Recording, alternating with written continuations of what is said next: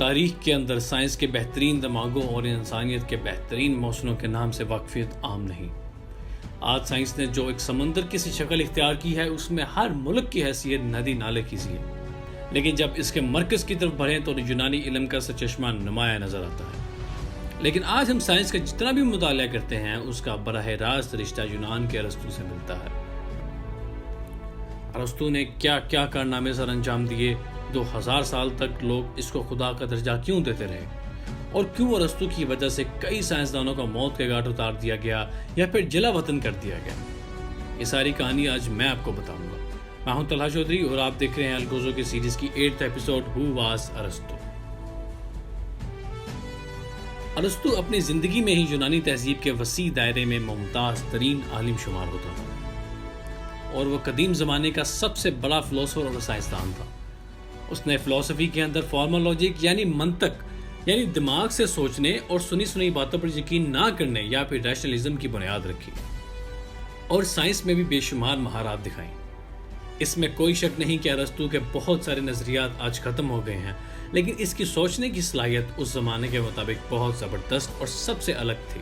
وہ ہمیشہ سچائی اور ریئلٹی کو سامنے رکھ کر بات کرتا، جیسے کہ اس کا ماننا تھا کہ کائنات کے نظام کا اختیار کسی نہ کسی طاقت کے ہاتھوں میں ہے، یہ کسی جادو یا پھر خیالاتی دیوتاؤں کی بدولت نہیں چل رہا، اور اسی بات کو بنا سوچے سمجھے ماننا اندھا دھند یقین کے سوا کچھ نہیں۔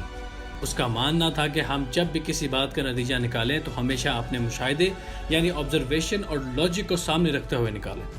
اس طرح کی سوچ نے، جو کہ اس وقت کی روایات، توہم پرستی اور تصوف کے بالکل مخالف تھی، اس نے ویسٹرن تہذیب پر گہرا اثر ڈالا۔ ارسطو حضرت عیسیٰ علیہ السلام کی پیدائش سے 384 سال پہلے میسیڈونیا کے ایک چھوٹے سے ٹاؤن سٹیگیرا میں پیدا ہوا۔ اس کا باپ ایک مشہور حکیم تھا۔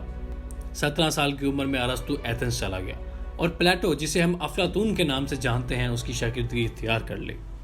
یونانی فلسفر افلاطون شاگرد کی ذہانت سے اتنا متاثر ہوا کہ اس نے اسے ذہانت کا مجسمہ قرار دیا۔ وہ 20 سال وہاں رہا اور تھوڑے ہی عرصے بعد افلاطون کا بھی انتقال ہو گیا۔ ارسطو کو بایولوجی اور پریکٹیکل سائنس میں دلچسپی وراثت میں ملی تھی، جبکہ پلیٹو کی اکیڈمی میں اس نے فلسفے پر مہارت حاصل کی۔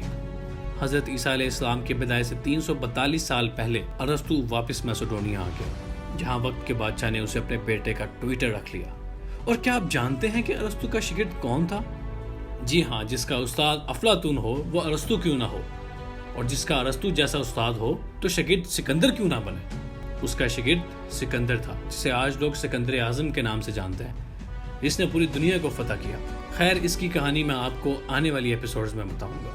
بہرحال ارسطو نے کئی سال سکندر کو پڑھایا۔ پھر 335 BC میں جب سکندر کے ہاتھوں میں سلطنت آئی تو ارسطو پھر واپس ایتھنز چلا گیا، جہاں اس نے اپنا ایک دیلائسم کے نام سے سکول بنا لیا۔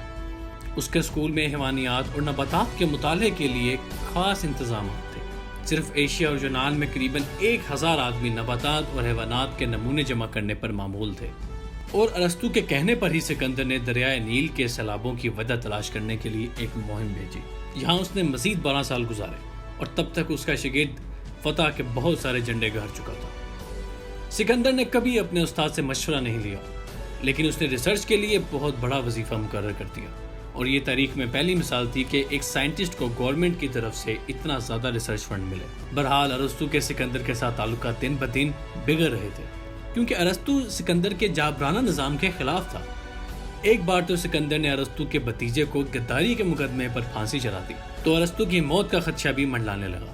لیکن شاید سکندر نے ایسا اس لیے نہیں کیا تاکہ ایتھنز کے لوگوں پر اپنا بھروسہ برقرار رکھا جا سکے۔ لیکن جب 323 BC میں سکندر کا انتقال ہوا تو اینٹی میسیڈونین نے ایتھنز میں بغاوت کر دی اور وہاں پر اپنا قبضہ جما لیا، اور ارسطو کو جانی دھمکیاں ملنے لگیں۔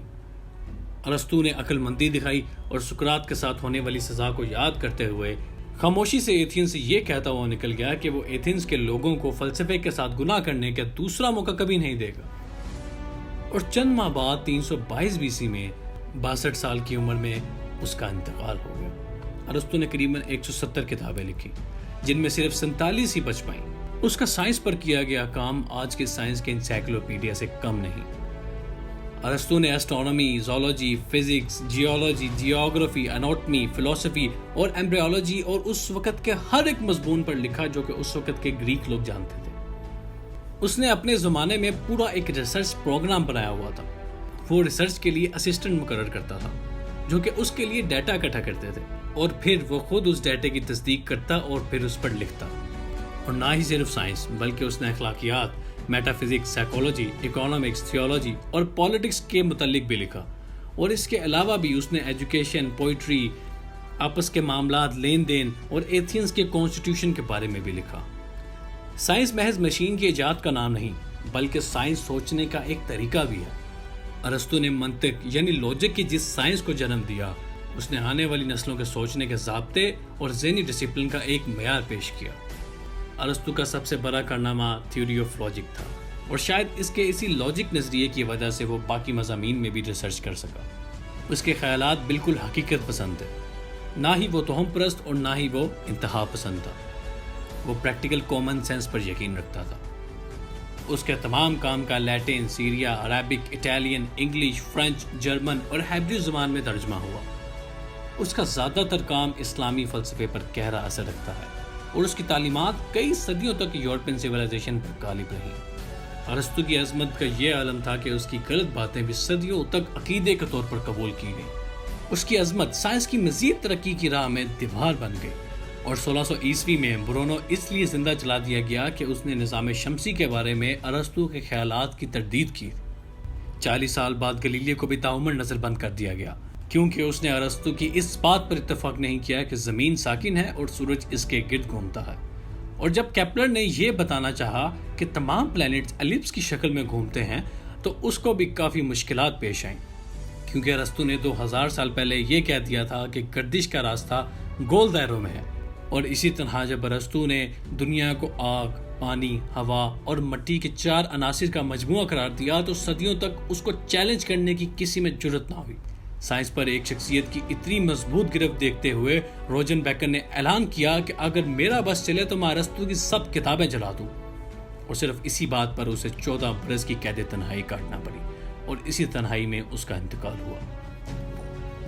دوستو، سائنس مشاہدے کا نام ہے اور یہ ایک ایسا سبجیکٹ ہے جس میں دن بدن جدید نوعیت آ رہی ہے اور ہمیں اس جدت کو قبول کرنا چاہیے نہ کہ اس سے انکار، کیونکہ کامیاب شخص وہی ہے جو کہ وقت کے مطابق خود کو بدلتا ہے. اور اگر ہم اس جدت کو سمجھیں گے تبھی ہم اس ریس میں شرکت کر پائیں گے. اور آخر میں یہی کہوں گا کہ آپ اس چینل کو سبسکرائب کریں تاکہ ہم اس کام کو مزید اچھے سے اچھا بنا سکیں. شکریہ.